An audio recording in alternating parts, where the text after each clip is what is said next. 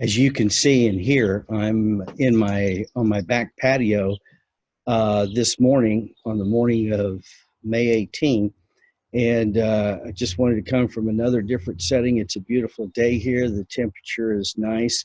Over the weekend, in a very short period, less than 36 hours, we had about 12 and a half centimeters of rain, 5 inches of rain. So things are very green and warming up a little bit today. So anyway, I just wanted to share a piece of that out here with you. It's a great place to be right now. I also wanted to take you today to Exodus chapter 11. And there's actually, we're not going to go through it in detail, but there's two episodes that take place between God's people in the wilderness. You see, what the wilderness was about, that are in this one chapter, but what the wilderness is about God introducing and orienting his people to their new normal. Their old normal was Egypt. When they came out of Egypt, they encountered a new normal.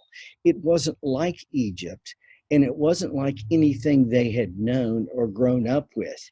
God began to take them into a new normal. And this new normal, as we've seen already, brought them into encounter with things that they understood from the old way, but not from the new way. One was when they encountered the poisoned water, the lake or body of water that was bitter. And God showed them that he could take bitter water and make it drinkable. There was also the occasion in which they needed water, but there was no water, and God had Moses strike the rock, and water came forth. There was the occasion about manna, where they had no food, but all of a sudden God gave them a mysterious food they had never seen before, and a food that was there in totally abundant supply, as much as they needed for their family. No more, no less. Every day, just as God told them it would be. And all they had to do was gather it and prepare it as he told them how. They had to learn how to do that. They had problems learning how to do that because they already thought they understood how it should be done. And God's really clear as he takes us into our new normal that it's important that we learn from him how he wants us to live in these times. Otherwise, all we'll do is live by the constraints that the pandemic and those in control of the world system have, the constraints they put on us.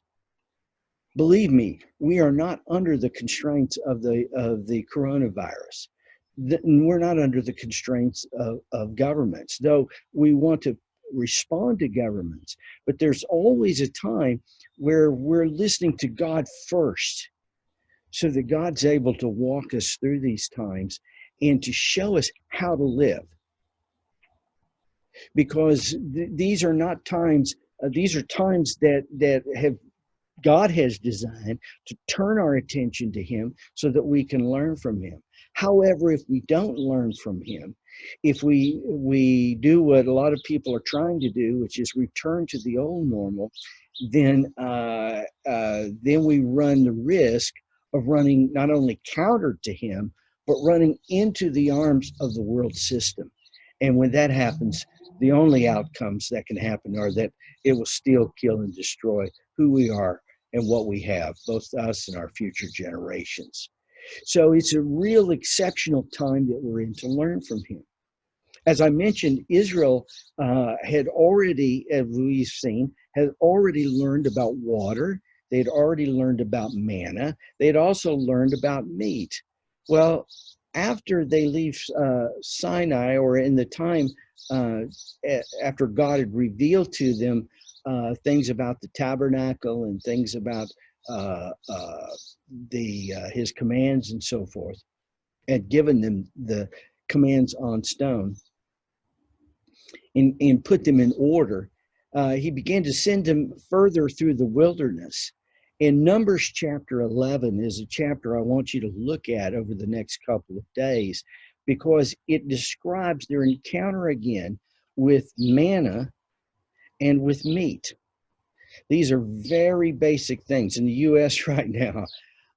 With the coronavirus, some of the places that have been struck the worst with coronavirus have been the meat packing plants, the plants that prepare, that slaughter beef or pork and chicken, and then prepare it for people to consume. But the coronavirus has been so active there now that there is a very real possibility that there could be meat shortages here. At the same time, meat is being consumed more than ever around the globe. And in fact, much of what is considered uh, global warming, greenhouse gases and so forth, could be attributed to the increase of livestock around the world because of our desire for meat and so forth like this. And the thing is, this is not about meat, but this is about it's just showing that these same issues, core issues of food safety and security and are always around. And our God is one who is fully prepared to address each and every need. But what God asks of us, what he has covenanted with us, is that if we will listen to him and learn from him, he'll take care of these things. He may not take care of them in advance so that we know we have a 5-month supply.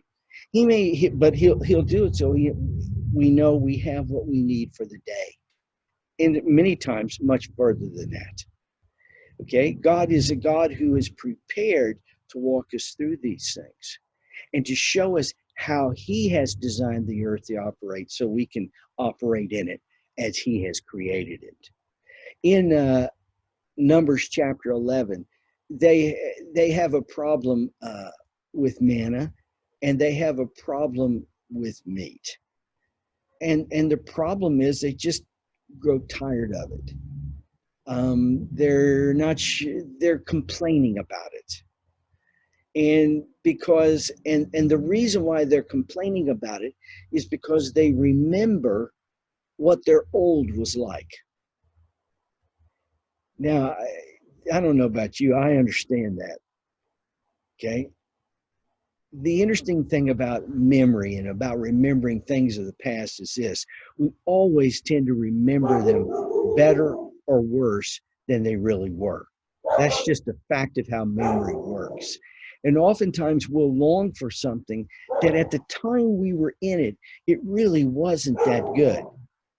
But because we've come into a new time and we're unsure of what our provision is, we think that would have been better. And so we look backwards. The problem with when you're trying to move forward, the problem with looking backwards is if you're trying to move forward, but you're looking backwards, you'll always run into a wall. And that's what happens here in Numbers chapter 11. They start looking back and remembering how things were instead of looking to the Lord for what he wanted to do today. Now, again, I've mentioned this before, but we oftentimes run the risk of either looking back or looking too far in the future. And but God's provision is always for today, whether it's in terms of our physical needs, our emotional needs, our relational needs, all of these things. You see, even now in the midst of this pandemic, and for those of you who are still in some level of personal or family isolation, you know, people are saying, "Oh, I can't take this anymore," and yet here is the very reality is that the Lord has a way for each of us to move through these kinds of times and have exceptional results and effects in our lives. It just requires that we learn from him and receive from him. Now, in both of these passages, the people complain to God. Now, at this point, they've already come through a learning curve in which they know what God has done. They know how much great a miracle this is. See, I find it interesting that oftentimes we clamor for God to do miracles and to unlock miracles and there to be miracles, miracles, miracles. When the very miracle he's doing in our midst, we begin to despise because it's not what we wanted. It's not what we expected. See, that's the thing about miracles. Miracles are simply God's way of working where you can't attribute it to anyone else but God. And God's doing things right now that you can attribute only to him. Those are miracles. And yet we just like with Israel in Numbers 11 with the manna, we can grow to despise it and wish for some other kind of miracle or some other kind of response. Let me encourage you today to just ask the Lord about the things that you despise, about the things that you like. Dialogue with him. That's what I did this morning. Instead of coming in and turning on the news like I normally do in the morning, I just sat and I just interacted with the Lord over what I was experiencing, what I was seeing, what I was feeling. And I wanted to, and when I did that, I asked him how he was seeing it, what he was feeling about it, so that I could have the Lord to know how to regulate what I'm experiencing and feeling, so that I can feel what he's feeling and think what he's thinking. It changes you. It changed me. I woke up this morning. There were some things I was uneasy about, things that I wasn't sure about. I was worried, maybe. I'm not sure worried's the right word. It was that sense that I didn't know some things to do next. I couldn't see very far in my future just today. And as I dialogued with the Lord, and as the Lord spoke to me in the midst of that, as I interacted with him, he let me know where things stand in terms of him. I learned a long time ago that if things are good with God, they're good with me. If God says this is what I like, this is what I deem as good, then it's good for me. And so oftentimes I find I have to change the way I think. Instead of always asking God to do what I think is right for me, I learn to interact with him so I know what he says is good. And I'm willing to receive that. And I hope you're willing to receive that.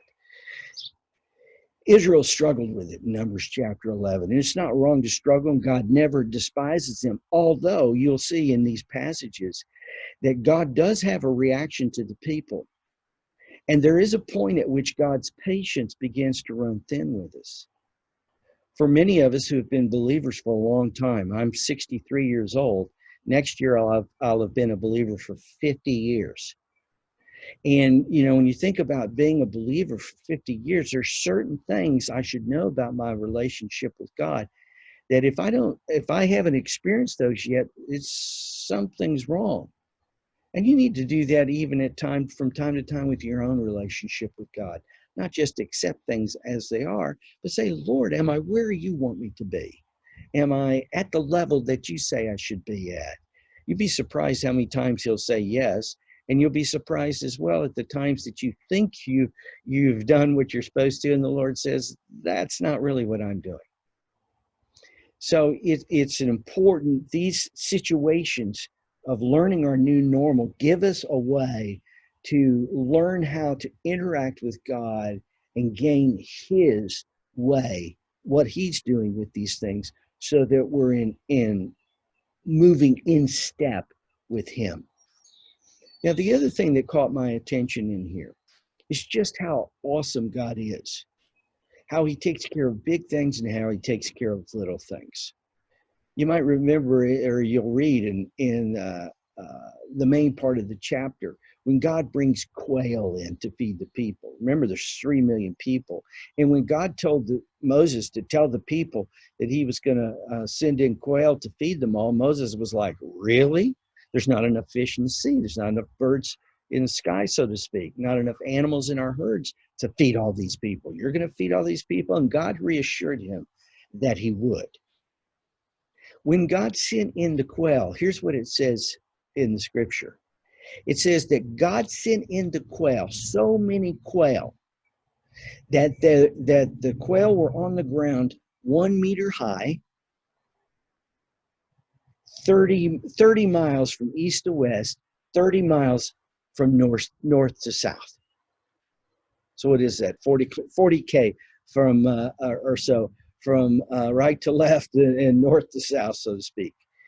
If you take all of that area, I just sat down with a calculator and figured out the amount of quail this was and how many square meters this was. This was like 7 billion square meters, cubic meters, if you will, of quail. God brought in a moment. Where did he get all those quail? I don't know. But the fact of the matter is, when God says he's going to do something, he pulls out all the stops.